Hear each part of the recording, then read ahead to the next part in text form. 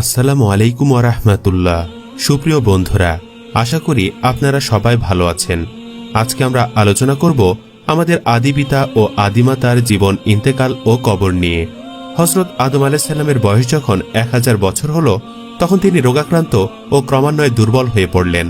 এ সময় হঠাৎ একদিন তার বেহেশতি মেওয়া ও ফলমূলের কথা মনে পড়ে গেল এবং ওই ধরনের মেওয়া খাওয়ার জন্য তার আগ্রহ সৃষ্টি হলো। তিনি তার সন্তানদেরকে বললেন, তোমরা চেষ্টা করে দেখো আমার জন্য কিছু মেওয়া সংগ্রহ করতে পারো কিনা। পিতার খাবারের আগ্রহ দেখে তারা সকলেই মেওয়ার সন্ধানে বের হলো। সন্তানদের মধ্যে কেবলমাত্র শীস আলাইহিস সালাম তার কাছে থেকে সেবা করতে লাগলেন, কিন্তু বহুদিনেও তারা কেউ ফিরে এলো না। তখন তিনি শীস আলাইহিস সালামকে বললেন, বাবা শীস, নিশ্চয় তোমার ভ্রাতাগণ দুনিয়ার কোথাও আমার জন্য মেওয়া ফল খুঁজে পায়নি, তাই ওরা ফিরেও আসছে না।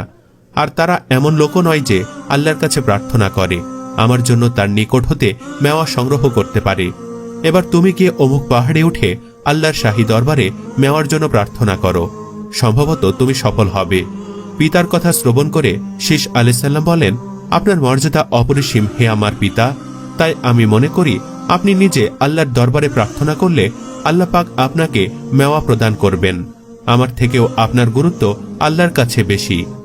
ছেলে শীসের কথার জবাবে আদম আলাইহিস সালাম বললেন, বাবা, তুমি অবশ্যই জানো যে আমি বেহেশতে থাকাকালীন আল্লাহর আদেশ অমান্য করে গন্ধম ভক্ষণ করে গুনাহগার হয়েছি, তাই সেই ব্যাপারে আমি ভীষণ লজ্জিত।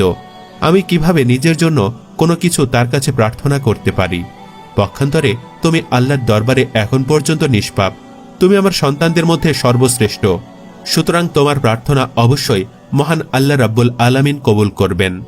তখন হযরত শীস আলাইহিস সালাম পিতার বলে দেওয়া নির্দিষ্ট পাহাড়ে গিয়ে পিতার জন্য মেওয়ার উদ্দেশ্যে প্রার্থনা শুরু করতে লাগলেন। মহান আল্লাহ তাআলা শীস আলাইহিস সালামের প্রার্থনা মঞ্জুর করে জিবরাইল আলাইহিস সালামকে বললেন, হে জিবরাইল, তুমি বেহেশতের সর্বোত্তম নিয়ামতসমূহ সোনার খাঁচায় সাজিয়ে জরি খচিত ঢাকনায় ঢেকে অমুক রূপসী হুরের মাথায় তুলে দাও, সে উহা আদমের কাছে নিয়ে যাক। হযরত আদম আলাইহিস সালামের শরীর ক্রমে দুর্বল হয়ে আসছিল এবং তিনি তার জীবনের শেষ প্রান্তে চলে এসেছিলেন। তাই তিনি পুত্র শীসকে একদিন ডেকে বলেছিলেন, বাবা, মনে হয় পৃথিবী হতে আমার বিদায় খুবই নিকটতর, সুতরাং আওলাদদের যে যেখানে আছে তাদেরকে সংবাদ দিয়ে আমার সামনে হাজির করো, সকলকে আমি আমার শেষ নসিহত করে যেতে চাই। শীস আলাইহিস সালামের আহ্বানে সাড়া দিয়ে তারা সবাই এসে হযরত আদম আলাইহিস সালামের অন্তিম শয্যার নিকটে সমবেত হল।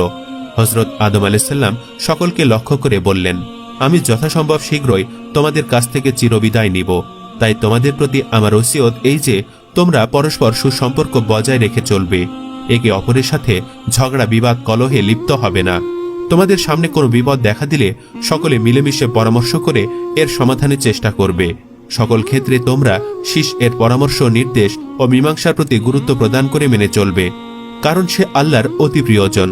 তোমরা মনে রেখো, শীসকে আমার স্থলাভিষিক্ত করে যাচ্ছি, সুতরাং সে তোমাদের মধ্যে শিক্ষা, দীক্ষা, জ্ঞান, গরিমায় সেরা ও যোগ্যতায় শ্রেষ্ঠ। হযরত আদম আলাইহিস সালামের সকল আওলাদি তার কথার প্রতি অনুগত স্বীকার করল এবং ওসিয়ত পালনের প্রতিশ্রুতি দিল। তারপর হযরত আদম আলাইহিস সালামের পুত্র শীসকে সম্বোধন করে বললেন, হে প্রিয় পুত্র আমার, এই পৃথিবী একটি বিপদ সংকেতের স্থান। এখানে প্রতি মুহূর্তে পদস্খলনের ভয় বিদ্যমান। বিশেষ করে ইবলিস প্রতিনিয়ত তোমাদেরকে বিপথে চালিত করার চেষ্টা করবে, তাকে সামান্যতম প্রশ্রয় দিবে না। তোমার বংশ আওলাদদেরকে সুপথে স্থির রাখতে বারবার তাদেরকে নসিহত করবে, প্রাণপণ চেষ্টা করবে। আমি তোমাদের জন্য দোয়া করছি, মহান আল্লাহ তাআলা তোমাদেরকে সুপথে স্থির রাখুক। এ কথা বলে আদম আলাইহিস সালাম পুত্র শীস আলাইহিস সালামকে খেলাফত প্রদান করলেন।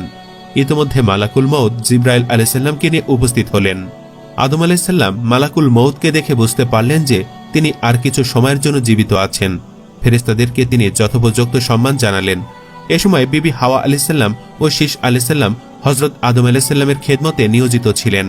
তাদেরকে তিনি বললেন, তোমরা এবার একটু অন্য কোথাও গিয়ে বসো। হযরত আদম আলাইহিস সালাম বললেন, আমার কাছে আগত মেহমানদের সাথে আমি একটু কথা বলবো। তারা আদম আলাইহিস সালামের নির্দেশ মতো বাহিরে চলে গেল।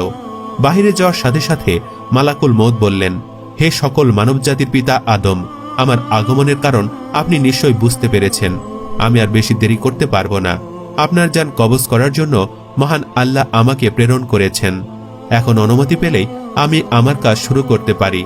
আদম আলাইহিসসালাম বললেন, আমি আমার প্রভুর আহ্বানে সর্বদাই প্রস্তুত। আপনার কর্তব্য আপনি পালন করুন।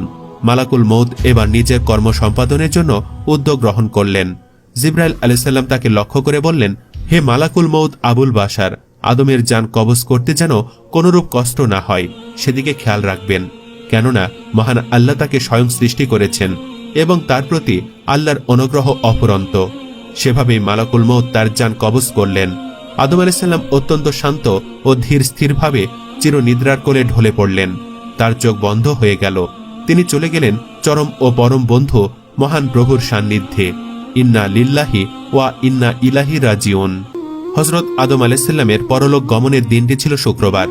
এই জগৎ থেকে আদম আলাইহিসসালাম বিদায় নেওয়ার সঙ্গে সঙ্গে আওলাদরা মিলে প্রায় 40,000 মানব সন্তান শোকাহত হয়ে একেবারে যেন হতবুদ্ধি হয়ে পড়ে।